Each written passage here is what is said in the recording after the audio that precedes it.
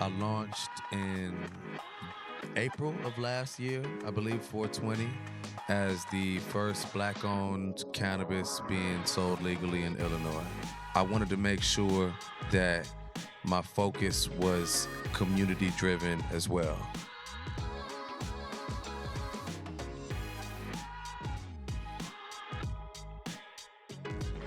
Welcome to New York. I know you're here all the time. Chicago, bless us with the stage. I know it's cold, but you guys are used to it. So we're gonna make it This hot. is not cold, bro. This shit decent. I got a wife beater Yeah, on. Like, Facts. All right, so I want to explain a little bit for people that don't know about the company that you started. You got the hat on right now, 93 Boys. yes, sir. Tell me a little bit about the cannabis company. What inspired you to get started? So 93 Boys, I launched in April of last year, I believe 420, as the first black-owned cannabis being sold legally in Illinois. Pause. Hey. Make some noise. Make some noise right there. The first black-owned in Chicago, in Illinois. Yes, sir. And honestly, since the laws began to change and since the conversation became visible, I was like, man, I got to get into this industry one way or another. Just as somebody that's been a lifelong hustler, I started trapping before I started rapping. And, you know, I'm from a community that's been decimated by the war on drugs.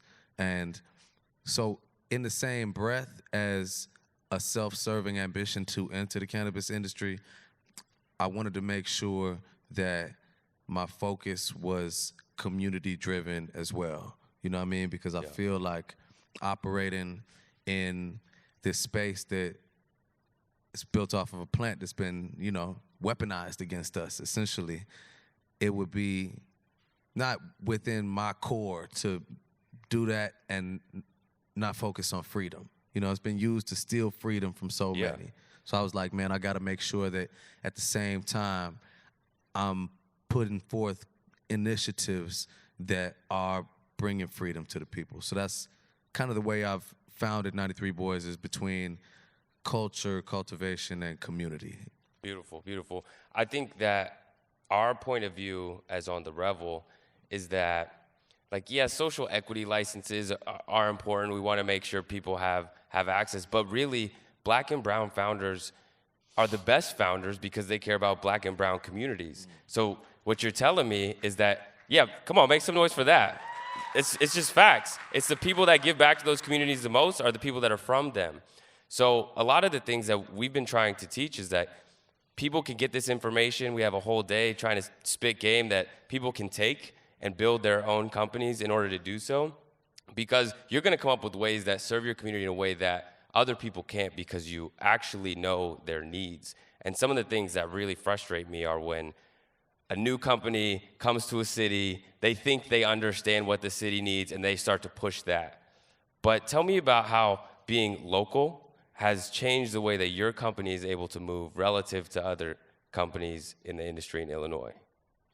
I think that I've just taken a grassroots approach with the community activation of 93 Boys, because that's my history. I started selling mixtapes in the same hallways I was selling weed in, and selling out large venues in high school through identifying the needs of my immediate community, and as resources came my way and I started doing community-focused things, it was with that same spirit, that same agenda. It was like, I know the people, I know how to empower the right people to help us.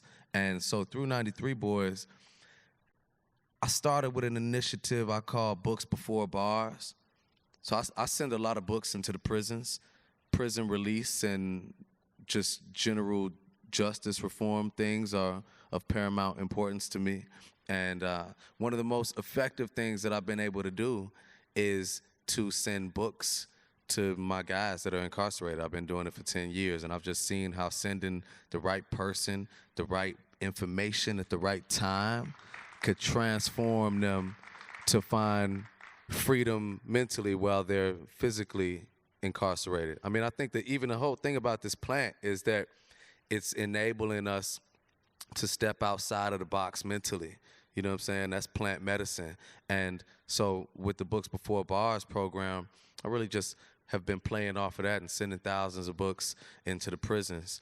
You know, at the same time, we've been working with some of the people in our community in Chicago that focus on the unhoused community and, you know, just making donations to them and working on different activations and programs with them, because when it's cold out here, I mean, y'all know over here, man, it's cold and like people don't have a place to sleep at night, you know?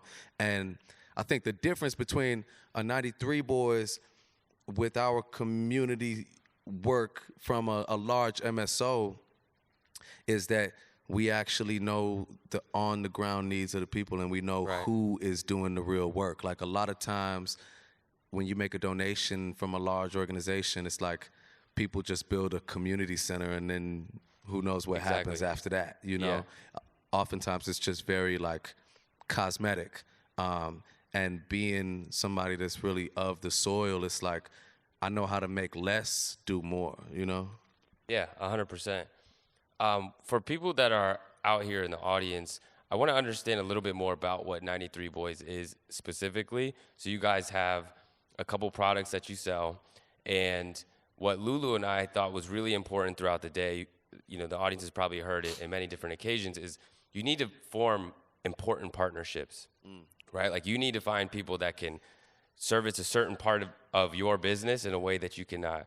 So to build your products, you need to work with, I don't know, maybe it's cultivators, maybe it's you got people that are really good at doing the compliance stuff.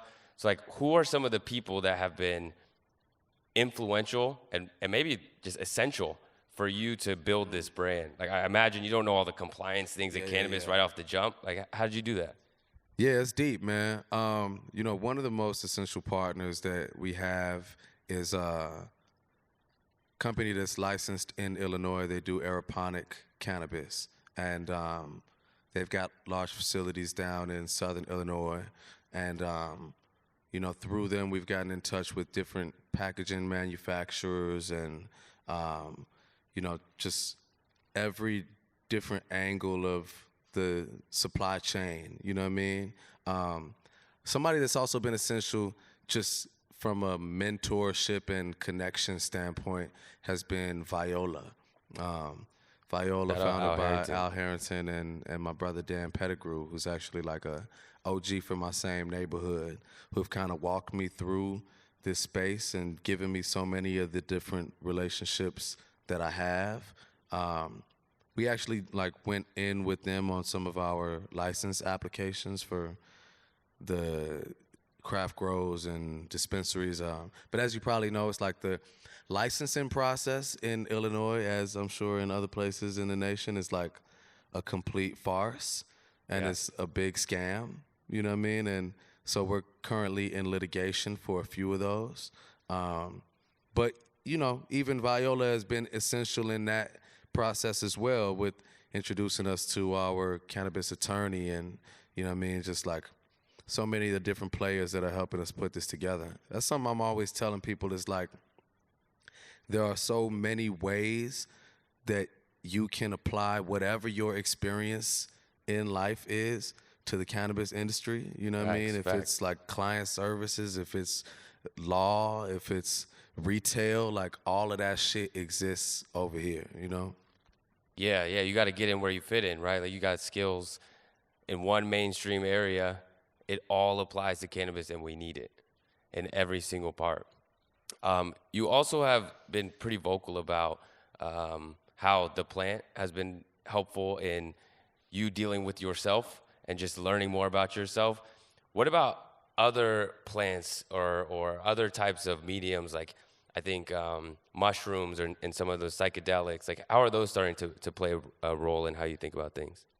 Plant medicine has always been essential for me, man. I mean, probably 10 years ago was when I first got deep into mushrooms. And creatively, I believe that it was a force behind a lot of my most significant music. And even beyond that, in more recent times, I've kind of learned how to honor the plants and utilize them as real spiritual medicine, though. Less recreationally, because I'm just in a different space. But like, you know, mushrooms, now I'll take an eighth and kind of simulate the clinical studies that are in like that Netflix documentary, How to Change Your Mind. Yep. And I'll go In the book. you know, it's a book? Yeah. Okay, I Yeah. need to read that. So it's like, you know, I go in a room with an eye mask and ambient music and just like really dissect the fear inside of my body, dissect ancestral trauma that I carry, and find a lot of clarity, man. Beyond mushrooms, ayahuasca has been extremely beneficial for me. I think I started doing that in 2015 or 16. So I probably, I don't know, sat with ayahuasca like maybe 7 or 8 ceremonies at this time. It's crazy. You know? Yeah, I bet. So crazy, so ill though. It's like, I heard somebody describe it one time as like 20 years of therapy all wrapped into one session. And me, I have an addictive personality, you know?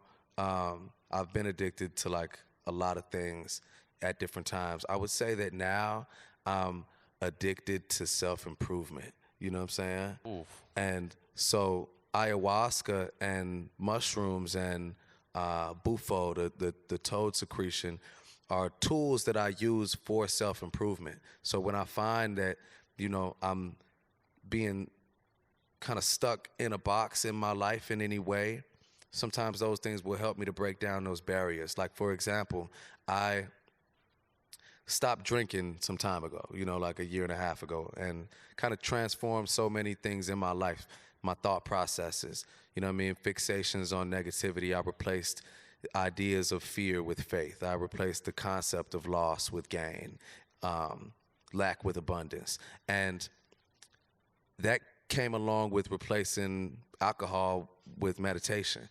But then when I went to sit with ayahuasca recently, I had a moment where the medicine was speaking to me, and it was like telling me, yo, a lot of that fear that you feel in your life, a lot of the depression you experience is being carried in your gut. Your gut is like a second brain. It's the second largest repository of serotonin in your body. And so the medicine was telling me, how you think it makes sense that you have changed all these things you do in your life, the way you think, the way you speak, the way you interact with people, but you still eating Chick-fil-A and Popeyes every week. It's not aligning, you know what I mean? But I kind of needed the medicine to make that make sense to me, you know what I'm saying? Because I was like, man, I'm working out physically, I look good, but I'm knowing that health is deeper than that, you know what I mean? And the medicine is something that has really pushed me to transforming my diet, you know what I mean? Eating more live food, less dead food, you know what I mean? And, you know, I feel like plant medicine, specifically in the psychedelic space, is the most dangerous thing to big pharma's vice grip that they have on our mental health through constant medication. Like, they're sedating us, and the pills we're taking are making us more sick. You know, it's like I realized when I was headed to Africa recently and I wanted to get off antidepressants because I had started taking one again because I was like, you know, maybe it can help. And a few months in, I stopped taking it. And I noticed, like, after 2 days, I was like, yo, I'm driving down the street. I'm like, man, feeling suicidal, you know? And I talked to my psychiatrist who had prescribed it to me, and I was like, well, you know what? Shit, maybe it is working, because I stopped taking it, and, you know, I started thinking terrible shit. But then sitting with myself, I was like, nigga, I wasn't suicidal when I started taking it. So I think the medicine is, you know what I mean? It's like, because literally it impacts your brain chemistry in that way that it's like you become so dependent on it that you back away, and now you're in a worse position than you were when you started taking it. So I was like, man, I'm going to cut that shit cold turkey, and I'm going to actually try microdosing in an intentional way. Because when I had microdosed in the past, it would be like, okay, today I'm going to take, that 0.1 or 0.2. Then, next day I'll take it. But maybe the next day I feel like it's macro dose time. You know what I mean? Yeah. And but with no, not treating it like a medicine. You know what I mean? And so in approaching microdosing like a medicine and really combining it with my meditations, I think I found so much clarity. You know what I mean? I feel like the mushrooms particularly are honestly the most transformative mental health tool that is about to break through and change the game, Yeah, 100%. I feel the exact same way. I'll say that I've learned a lot about myself through microdosing quite a bit. And I think that, today is 99% about the cannabis industry, but it's 100% about people. And we're talking about how we can maybe get economic gain, a lot of the speakers that were coming here, but it's also about becoming better versions of ourselves, right? It's about restoring our communities. It's about righting the wrongs of the past. It's all about growth, right? And so I think that the cannabis industry is the first of many different opportunities that are starting to come to the forefront that really, we should have been doing this decades ago. We were doing it hundreds of years ago. Right. And then there was this moment that we stopped. And I think as I'm trying to see, so crazy. Was that? Because we were criminalized. Exactly. And I think the cat's out of the bag now. People understand it. It's coming. And I think it's actually one of the most dangerous things for people that want to see us down is because we're becoming self-aware. We're using these tools, like you said, to kind of climb out of these very challenging situations that we've been put in, ancestral trauma. That's why I agree with you beyond social equity clauses in laws they're writing, because, at least in Illinois, the way that has materialized in reality has been finesse. It's been a straight finesse. It's been they made a social equity campaign, but you could qualify for social equity just by saying, I'm going to hire, a bunch of people that are social equity. You know what I mean? Or people are being propped up with no actual ownership or depreciating equity clauses by, large companies that are eventually going to own everything from their social equity applicants. You know what I mean?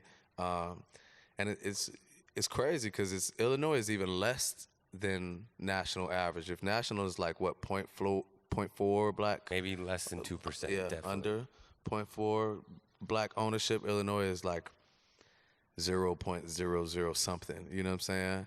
Wow. And obviously, one person of all the companies. I don't know how many of them there is. So it's obviously it's this is a room that knows well the reasons why cannabis was criminalized. My perspective on moving forward is that things like this are very important, and unity of people of color in the cannabis space demanding equity and demanding a slice of the pie is the only way it's going to go. It can't be that the white power structure is going to give it to us. You know what I mean? It's not going down. They're not incentivized. And even when they say we're going to give it to y'all, they going to give it to us in a sneaky way that they can take it back. You know what I mean? So it's we just have to be unified and be demanding, X amount of shelf space in the stores, be brands created by our communities, and X amount of stores in the states. You know what I mean? It has to be list of demand style for sure. So for people that are interested in starting off, obviously we're focused on New York. What are some of the things that are kind of tips that you would give them to kind of not be a pushover towards the things that you have to have? If you're starting a company and you're thinking well, I could give up X% of my company because blah, blah, blah. What are the things that you think that people just need to stand firm on and make sure are part of their company if they're going to start something meaningful for their community?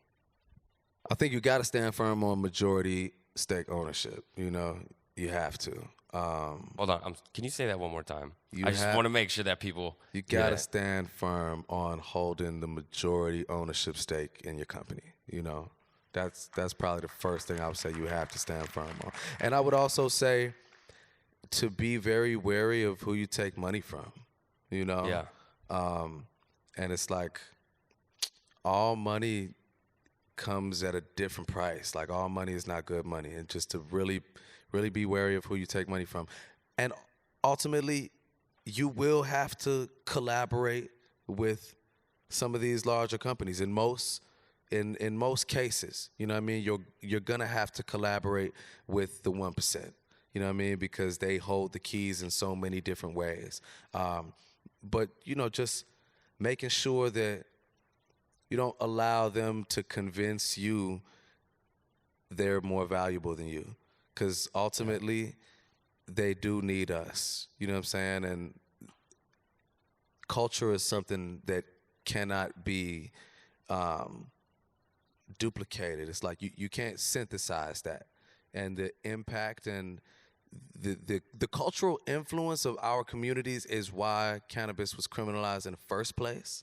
Yep. And that has to be remembered. You know what I mean? It's like this was dangerous enough 100 years ago because we made it popular, you know what I mean, for them to incarcerate millions, you know what I mean? So it's like our cultural influence since then has only expanded. So I think also it's like, man, play to your strengths, you know what I'm saying? I think that in Illinois, something we're really thinking about right now is like onboarding a different community into the dispensary space, into the legal space, you know what I mean? Because it's not really primarily our communities that are shopping legally in Illinois.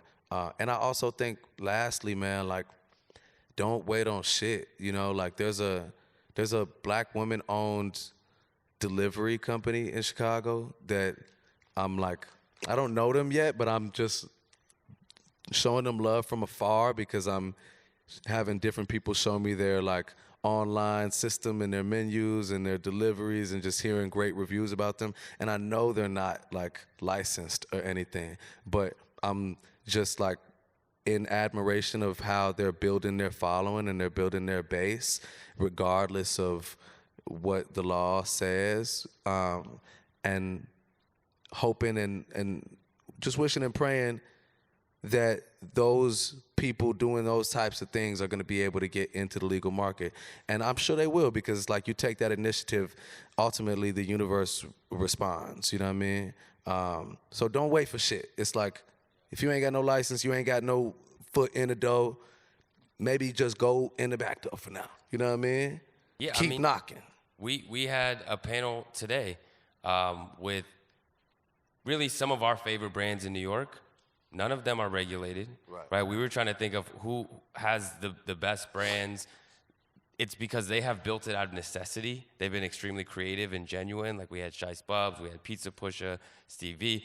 And it's all because they're able to build something even when things are against them, and it puts them in a position to have a brand, to have consumers.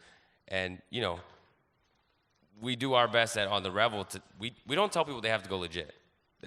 That's not my concern.